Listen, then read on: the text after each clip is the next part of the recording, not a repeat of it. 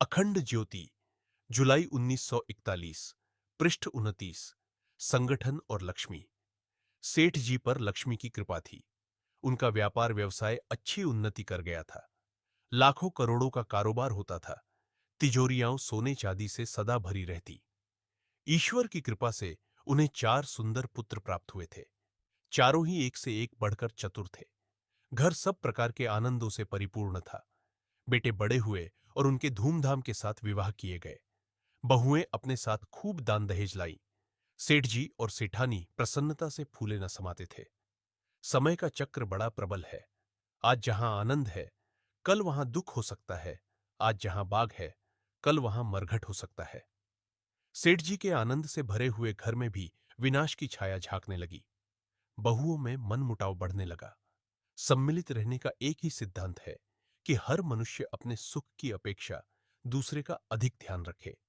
किंतु जहां आपा पूर्ति शुरू हो जाती है, अपने लिए अधिक लेने और दूसरे को कम देने की प्रवृत्ति चल पड़ती है, वहां साझा नहीं चल सकता। एक न एक दिन कलह और विद्रोह जरूर पनप उठेगा। बहुओं में कुछ ऐसे ही विचार घर करने लगे थे। हर एक अपने लिए अधिक सुख चाहती थी और दूसरों की उपेक्षा करती थी। फलस्वरूप घर में लड़ाई के बीजाकुर बढ़ने लगे। स्त्रियों के मन मुटाव की छूत पुरुषों में पहुंची और वे भी एक दूसरे से असंतुष्ट रहने लगे। भीतर ही भीतर सब में रोष था। कभी कभी वह लड़ाई के रूप में बाहर भी प्रकट होने लगा। जहां कार्यकर्ताओं के चित्त में उद्विग्नता है, वहां कार्य ठीक प्रकार पूरा नहीं हो सकता और व्यापारी के काम अधूरे और कच्चे पड़े रहते हैं। उसको घाटा होना निश्चित है। जैसे जैसे कलह बढ़ने लगा, वैसे ही वैसे व्यापार में घाटा भी बढ़ने लगा। दिन दिन आर्थिक दशा कमजोर होने लगी। एक दिन सेठ जी ने स्वप्न देखा कि दिव्य रूप धारण किए हुए तेज मूर्ति लक्ष्मी जी उनके घर को छोड़कर अन्यत्र जाने की तैयारी कर रही हैं। पुत्र, मैं तेरे यहां बहुत दिन रही, पर अब यहां नहीं रहूंगी। सेठ जी लक्ष्मी के अनन्य सेवक थे। जीवन भर उन्होंने उसी की उपासना की थी। जब उन्होंने यह देखा कि मेरी संपदा जा रही है, वेदना से तड़फड़ाकर वे लक्ष्मी के चरणों में लौट गए और फूट फूट कर रोने लगे। लक्ष्मी को उन पर दया आ गई।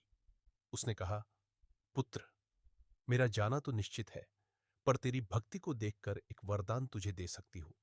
मुझे छोड़कर अन्य जो वस्तु चाहे सो तू मांग ले। स्वप्न में ही सेठ जी ने कहा, माता, इस समय मेरा चित्त स्थिर नहीं है। मैं शोक से व्याकुल हो रहा हूं, इसलिए क्या मांगू क्या न मांगू, इसका ठीक निर्णय नहीं कर सकता। आप कल तक का अवसर मुझे दे, कल मैं मांग लूंगा।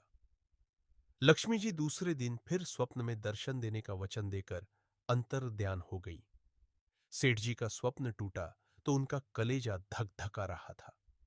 प्रातःकाल सेठ जी ने अपने सब पुत्रों और पुत्रवधुओं को बुलाया और रात के स्वप्न का सारा हल कह दिया। उस जमाने में लोगों के मन अधिक गंदे न होते थे, इसलिए उन्हें जो दिव्य स्वप्न दिखाई देते थे, वे प्रायः सत्य ही होते थे। सबको विश्वास हो गया कि स्वप्न सत्य ही है। अब सब विचार करने लगे कि लक्ष्मी जी से क्या मांगना चाहिए। लड़कों में से किसी ने कोठी, किसी ने मोटर, किसी ने कुछ मांगा। इसी प्रकार बेटों की बहुएं भी संतान, आभूषण, महल आदि मांगने लगी।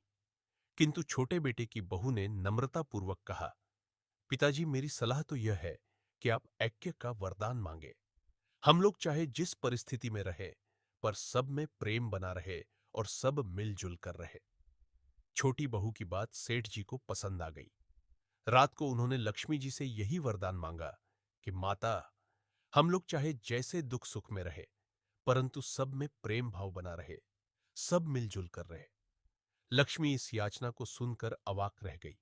उन्होंने कहा, यही तो मेरे जाने का कारण था।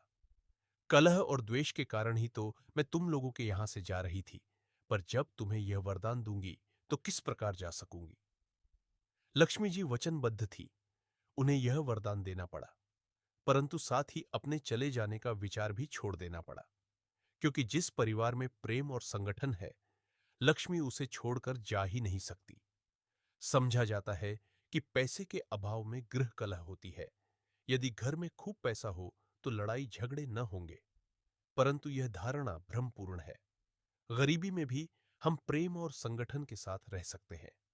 यदि आपस के संबंध सुहृदयतापूर्ण और निस्वार्थ रहे तो अवश्य ही धन वैभव की वृद्धि हो सकती है। इसके विपरीत कलह से बड़े बड़े धनपति भी भिखारी बन जाते हैं। पंडित श्रीराम शर्मा आचार्य